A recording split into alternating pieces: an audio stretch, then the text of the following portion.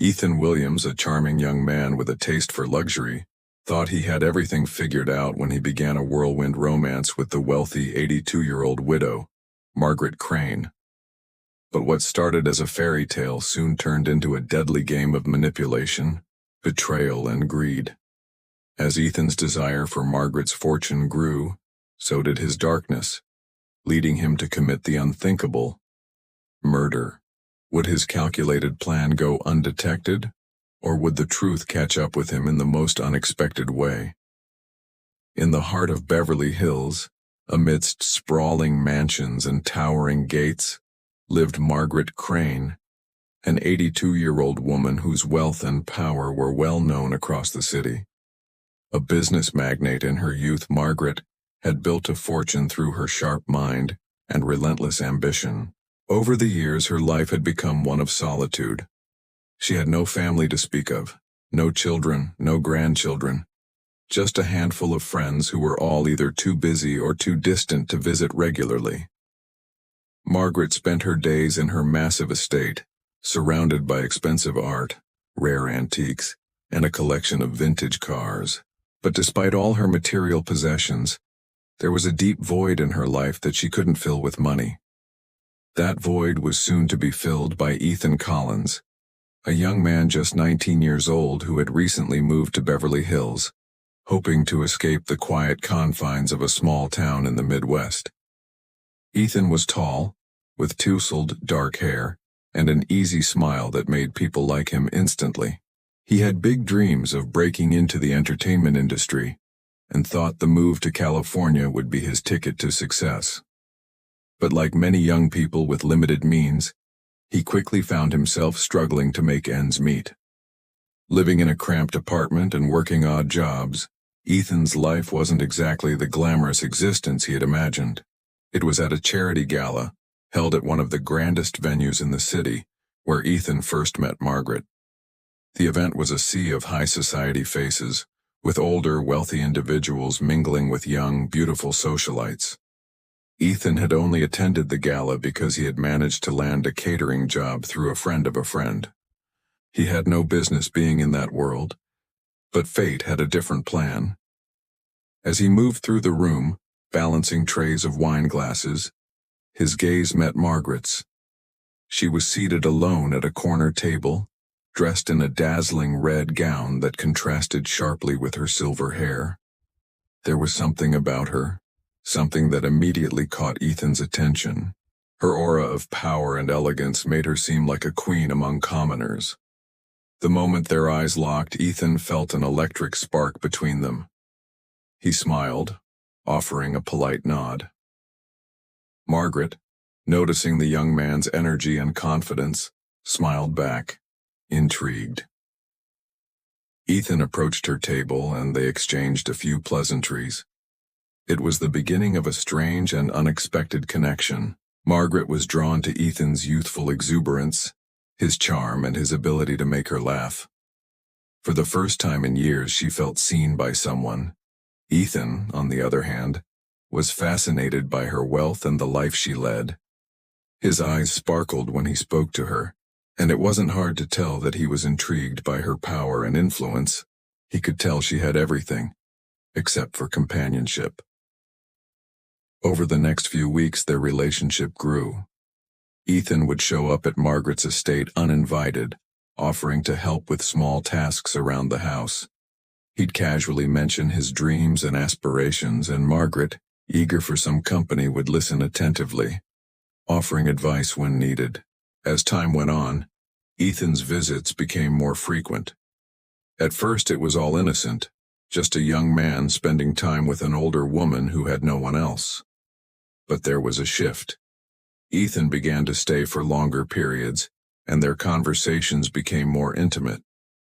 He listened attentively to Margaret's stories, pretending to care about her past business ventures, her late husband, and her many travels around the world. Before long, their relationship took a romantic turn. It started with small gestures, Ethan bringing Margaret flowers, spending time with her in the garden, and playing chess in the afternoons.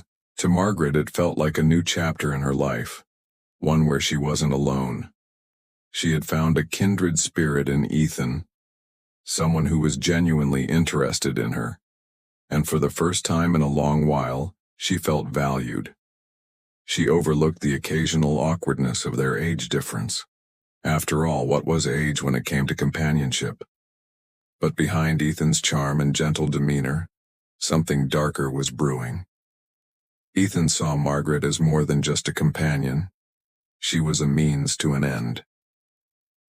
As their relationship deepened, he began to understand the true extent of her wealth. Margaret had amassed a fortune throughout her lifetime, and Ethan began to see how he could leverage that wealth for his own gain. His feelings for her became less about affection and more about the luxurious life he could inherit if things went his way. What started as a seemingly innocent romance between a young man and an elderly woman quickly began to transform into something far more dangerous. Margaret, blinded by the attention and affection of a man who seemed to care for her, never saw the danger lurking in the shadows.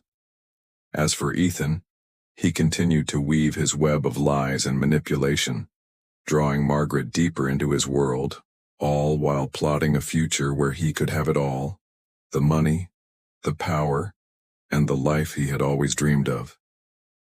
As weeks turned into months, the bond between Margaret and Ethan deepened, though it was becoming increasingly clear that their relationship was not as innocent as it appeared.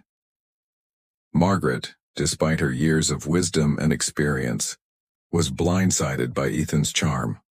She found herself enjoying his company more and more, even as her friends and distant family members began to voice their concerns. They thought it odd, even distasteful, that a young man with no ties to her family would suddenly become so involved in her life. But Margaret was undeterred. Ethan had become a fixture in her daily routine, someone who kept her company, listened to her, and made her feel alive in a way she hadn't felt in years. Ethan's transformation was equally noticeable, though in a far more sinister way. At first he had been polite, respectful, even doting on Margaret. He would bring her breakfast in bed, take her out for drives in her vintage car, and shower her with attention. But as time went on, his demeanor began to shift. He started to grow more demanding, requesting larger sums of money for personal projects, asking for lavish gifts and complaining about his lack of financial freedom. His youthful exuberance began to wear thin, replaced by a sense of entitlement. Margaret had always been generous, but she began to feel that Ethan was taking advantage of her kindness. Yet she couldn't bring herself to address it. The loneliness she had endured for so long made her afraid of losing the only person who seemed to care. Still, Margaret tried to ignore the subtle red flags. She was too enamored with Ethan's attention to truly question his intentions. At one point, Ethan began to suggest that they travel together, offering to take her on lavish vacations, but only on the condition that she contributed financially. Margaret, ever the businesswoman, had her reservations. She had spent her life amassing wealth, but she was not careless with it. She hesitated, feeling uncomfortable with the suggestion. Ethan, sensing her reluctance, became more insistent. He had learned quickly that Margaret could be easily manipulated, especially when it came to matters of money. One evening, Margaret invited Ethan to dinner at her estate, hoping to have a quiet evening of reflection. She wanted to talk to him about their future, to see if their relationship had any long-term potential. What she didn't know was that Ethan had already set his sights on a more dangerous plan. He had begun researching Margaret's finances, her estate, her investments, and the complicated web of trusts and assets that would be difficult to untangle. But what intrigued him the most was her will, a legal document that would determine who would inherit her fortune after her death. Ethan knew he had to be part of that will. Margaret had often mentioned how she had no family left, and Ethan had slowly positioned himself as her closest confidant. She spoke to him about her plans to donate a portion of her wealth to various charities and to set up a fund to ensure her community's welfare. But it wasn't enough for Ethan. He wanted everything. And if he couldn't inherit it by her goodwill, he was willing to make sure he got it another way. That night at dinner, Ethan played his usual role, charming Margaret with his wit and thoughtful conversation. But under the surface, his mind was churning. He began to subtly push Margaret toward changing her will, even suggesting that she leave a significant portion of her fortune to him, her closest friend and confidant. Margaret laughed it off at first, thinking it was just playful banter, but Ethan wasn't joking. He continued to press, making her feel guilty about the fact that she had no family to pass her wealth on to. The more he spoke, the more Margaret felt that perhaps it wasn't such a bad idea after all. After all, Ethan had been there for her when no one else was. That evening, after Margaret went to bed, Ethan sat alone in the grand living room, staring at the wealth surrounding him. The gold-framed portraits of Margaret's late husband, the glistening chandeliers, and the expensive antiques. Everything could be his. All he needed was one final push. He had already begun to see Margaret as a means to an end, no longer a person to care for, but an obstacle to be removed. He didn't love her. He never had. His affection for her had always been driven by a singular goal: money. Over the next few days, Ethan's demeanor became more insistent. He began to manipulate Margaret, playing on her emotions and guilt, convincing her that he deserved a greater share of her estate. He even started to suggest that the only way for her to truly ensure her legacy was to leave everything to him. Margaret, feeling confused and pressured, began to seriously consider the idea. She thought about how much Ethan had given her in terms of companionship and how much he seemed to care about her. Perhaps, she thought, he was right. Maybe it was time to take a step toward ensuring her wealth went to someone who truly understood its value. But something inside Margaret still resisted. She wasn't foolish. She had worked hard for everything she had. She was beginning to sense that Ethan's intentions were not as pure as they seemed. His requests had become increasingly audacious, and his charm was beginning to feel like manipulation. Yet, she hesitated, torn between the love she thought she had for him and the growing realization that something was terribly wrong. Deep down, Margaret knew that Ethan was no longer the charming young man she had first met at the gala. He had become a stranger, a man whose desires extended far beyond her companionship. What Margaret didn't know was that the worst was yet to come. Ethan's obsession with her wealth had turned from a quiet desire into a dangerous obsession. His patience was running thin, and with every passing day his plan became more desperate. The more he learned about Margaret's estate, the clearer it became that if he couldn't have her fortune through love, he would take it through force. And in his mind, there was only one way to do that. The tension between Margaret and Ethan reached a breaking point as the days wore on. Ethan, now emboldened by the subtle manipulations he had executed so far, grew increasingly impatient with Margaret's indecision. He could no longer tolerate the idea of waiting for her to come around on her own. He had been clear about his desires, about what he thought he deserved, but Margaret's reluctance to fully give in to his demands was testing his resolve. She still held back, torn by guilt and a lingering sense of independence that she couldn't quite shake. This reluctance was now a barrier to Ethan's goal, and the more he pushed, the more Margaret seemed to pull away. It was time to act. Ethan had already begun laying the groundwork for his plan. He had done his research, learned the ins and outs of Margaret's estate, and discovered the ways in which she had structured her will. He knew about the charitable donations Margaret had promised to make, as well as the trust funds she had set up for various causes. He also knew that she had promised a large portion of her fortune to these charitable endeavors, something that Ethan found completely unacceptable. He had waited long enough to secure his place in her will, and now that time was running out. he was prepared to take extreme measures.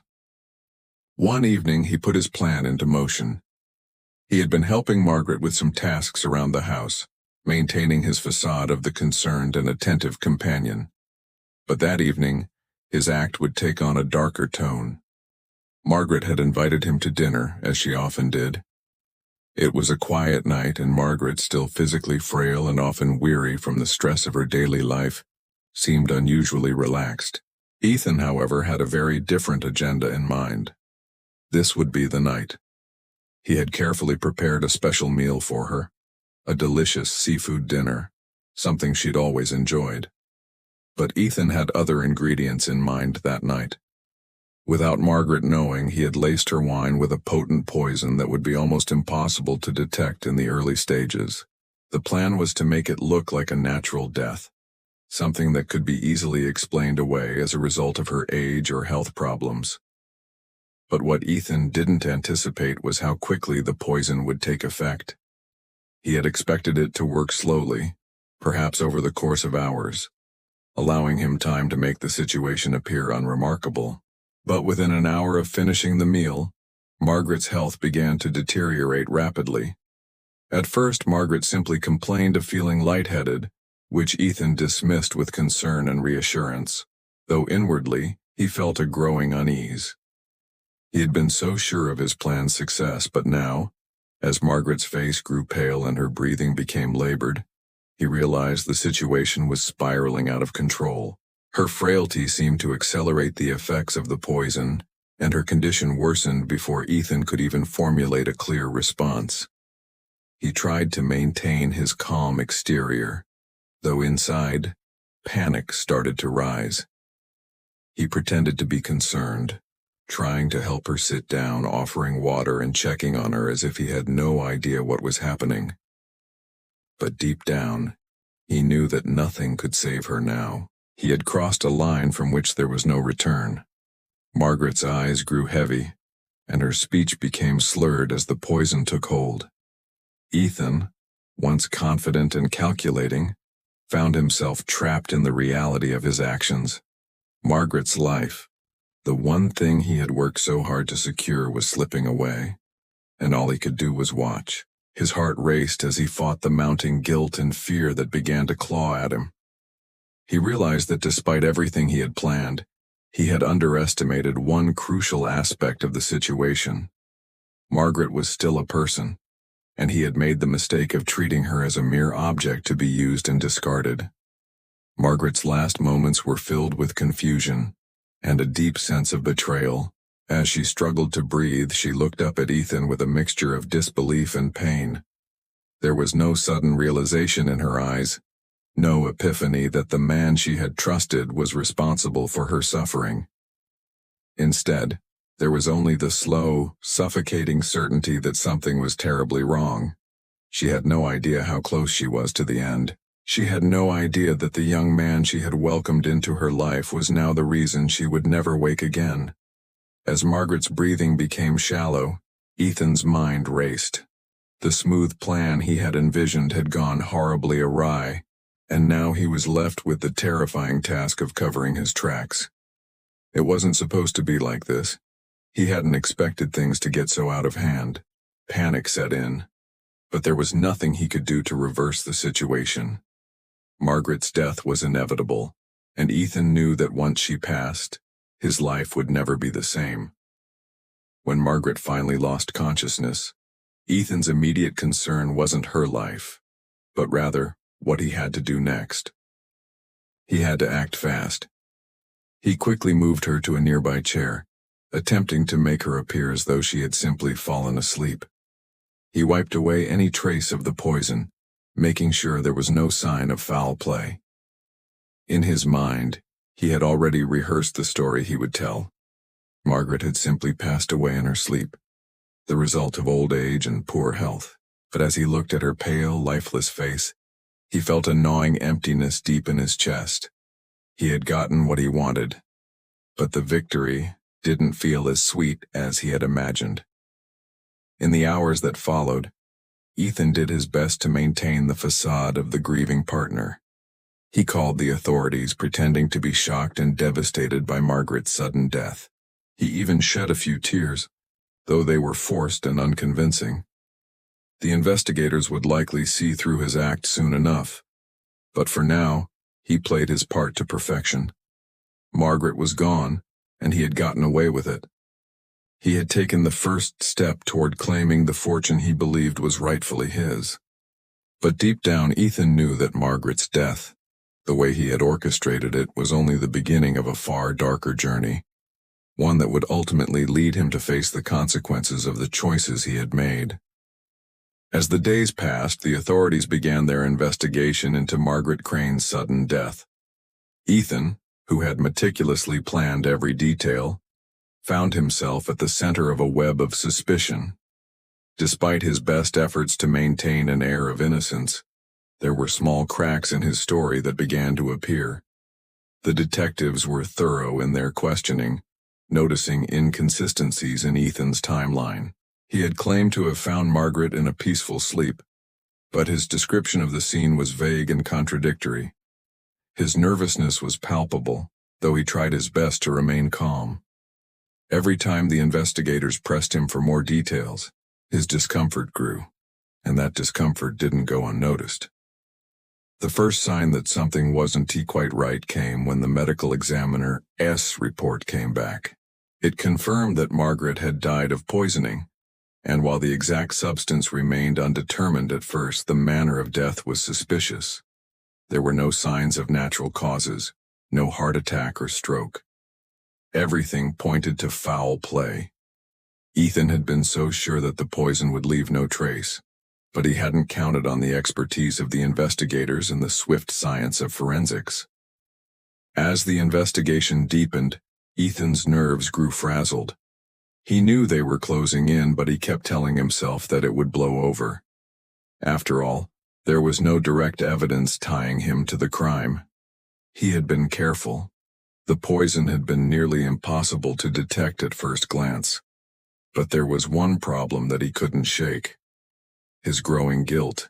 The pressure was starting to weigh on him, and he could feel it eating away at his every thought. He had gotten what he wanted. Margaret was gone, and her fortune was within his reach. But the taste of victory was far from sweet. The woman who had trusted him, who had relied on him for companionship in her last years, was dead. And it was all because of him. Late at night, alone in his apartment, Ethan replayed the events over and over in his mind. He thought about Margaret's face as she had slowly slipped away, her eyes fluttering shut in confusion and pain. He thought about how he had watched her die and felt nothing but fear. The sense of accomplishment he had expected never arrived. Instead, he was left with a profound emptiness. He had spent so much time and effort calculating every move, and now that it was over, he was more scared than he had ever been. He had gotten away with murder, at least, that's what he thought, but he could feel the weight of it bearing down on him. Every little sound in his apartment, every creak of the floorboards seemed to echo with the guilt that gnawed at his conscience. Then, the phone call came. It was from a detective named Sarah Grant, who had been assigned to the case. Ethan had been expecting it. The detectives had made it clear that they would be following up with him. But the phone call was different. Detective Grant informed him that new evidence had surfaced, evidence that linked him to the crime. Ethan's stomach dropped as his mind raced to figure out what the detectives had discovered. He had been careful, hadn't he? He had disposed of all the items that might incriminate him. Yet somehow, they had found something. The detective asked him to come to the station for a more formal questioning. Ethan tried to mask his panic with a calm, measured response, agreeing to meet her later that evening. But inside, his mind was spiraling. How had they found him? What had they uncovered? As he stared at the phone, he couldn't shake the feeling that he was about to be caught in a trap of his own making. Ethan spent the next few hours pacing in his apartment, trying to calm his racing thoughts. He had no idea how much evidence the investigators had gathered or how close they were to proving his guilt. The weight of his own actions began to sink in. Margaret's death wasn't just a means to an end. It was irreversible, and no amount of manipulation or lies could undo what he had done. He had crossed a line, and now there was no turning back. When Ethan arrived at the station, he was met by Detective Grant, who led him into an interrogation room. The fluorescent lights buzzed overhead as he sat across from her, trying to keep his composure. She was calm and collected, her demeanor giving away nothing. She began by asking him about the night Margaret had died, the same questions he had answered a dozen times before. But this time her tone was different. There was no sympathy, no casual conversation, just cold, precise questions that seemed to chip away at his defenses with every passing moment. Grant slid a folder across the table to him. It was filled with pictures and documents, evidence from the investigation. As he flipped through the pages, his heart began to race. The photos showed the wine glasses from the dinner he had prepared for Margaret, the traces of poison that had been detected in the residue. There was a blood test that had confirmed the presence of the lethal substance in Margaret's system, and a search of his apartment had uncovered the remains of the poison, carefully hidden away. Ethan felt the walls closing in on him as the detective continued her questioning, her voice steady and unwavering. There was nowhere to run, nowhere to hide. Ethan's act had failed. The web he had so carefully constructed had unraveled, and the lies he had woven were exposed for what they were. He had underestimated the persistence of the investigation and the depth of the detective's expertise. His heart sank as he realized that no amount of manipulation could save him now. The life he had dreamed of, one filled with wealth and luxury, was slipping further out of reach. And the worst part was that it wasn't just the police who had begun to turn against him. Margaret's death, the tragedy he had caused, had shaken everyone who had known her, and they were starting to ask questions that Ethan couldn't answer. As Detective Grant continued her questions, Ethan's mind spiraled into panic. The thought that he might spend the rest of his life in prison for his greed and deception was too much to bear. And yet, in the pit of his stomach, he knew that he deserved whatever punishment was coming his way. The life he had stolen from Margaret could never be returned, and no amount of wealth could fix what he had broken. The following days were a blur for Ethan as the full weight of his actions began to sink in. Detective Sarah Grant's careful and relentless questioning had broken him down, piece by piece, until there was no longer any denying the truth. Every lie he had told, every attempt to cover his tracks had been exposed. The evidence was undeniable. Fingerprints on the wine glasses, traces of poison on the utensils he had used to prepare the meal. Even his own nervous behavior that had been recorded during his initial questioning. The investigators had pieced together the puzzle, and Ethan's role in Margaret's death was now clear. In the hours leading up to his arrest, Ethan's mind raced with thoughts of escape, but he knew there was no way out. His wealth, his charm, and his manipulative tactics had brought him to the edge of success. But now, they were his chains. The very things that had drawn Margaret to him in the first place, the promises of a lavish life, the attention, the care, had been the tools he used to destroy her. And in the end, it was that same hunger for wealth and power that had led to his undoing. As the police arrived at his apartment to arrest him, Ethan felt a strange sense of detachment. He had expected fear, regret, maybe even a fight for his freedom, but instead he felt hollow, as though his soul had already been stripped bare.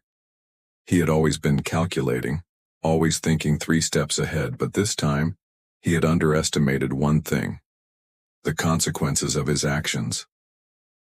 His plan had worked at first, but now he stood facing the ultimate punishment: the loss of everything he had worked so hard to gain. His freedom, his future, and his reputation were all slipping away in the hands of the law. Once he was taken into custody, the media quickly picked up on the case. The shocking details of the wealthy, aging widow and her younger lover had captivated the public's attention. Headlines read like sensational fiction. But for Ethan, it was his reality now. His face was plastered on every news outlet, his story twisted into something unrecognizable.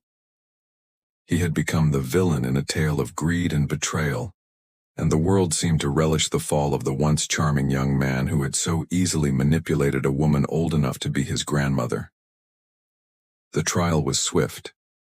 Prosecutors presented the overwhelming evidence of his guilt. Photos, toxicology reports, and the chilling facts about how Ethan had laced Margaret's food and drink with poison. He had never anticipated that someone would scrutinize his every move so carefully. In the end, it was his own arrogance that had led to his downfall. He had thought he was smarter than everyone else, that he could outmaneuver the system. But the truth had a way of catching up with him. As he sat in the courtroom hearing the victim impact statements from the people who had loved Margaret, something strange happened. For the first time, Ethan felt the weight of what he had done. These weren't just words from strangers. They were people who had known Margaret, who had cared for her, and who were now grieving her untimely and violent death. And in a rare moment of clarity, he realized how much he had destroyed. Margaret had been more than just a means to an end for him.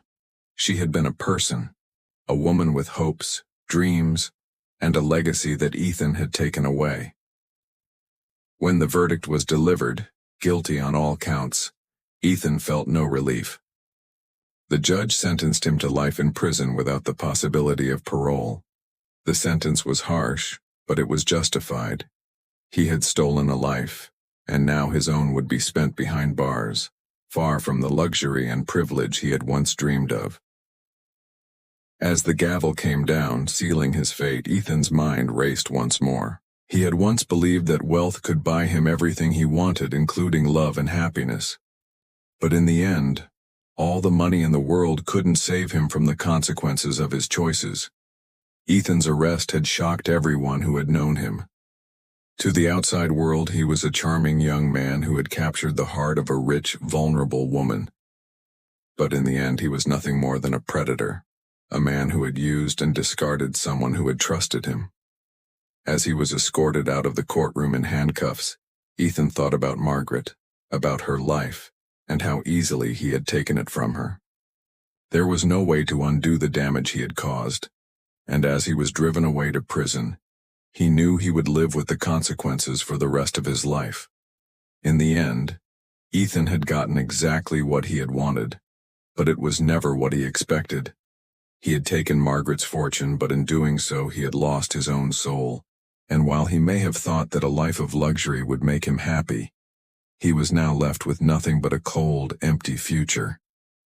The price of greed had been too high, and there was no escaping the fact that in the pursuit of wealth, Ethan had lost everything that truly mattered.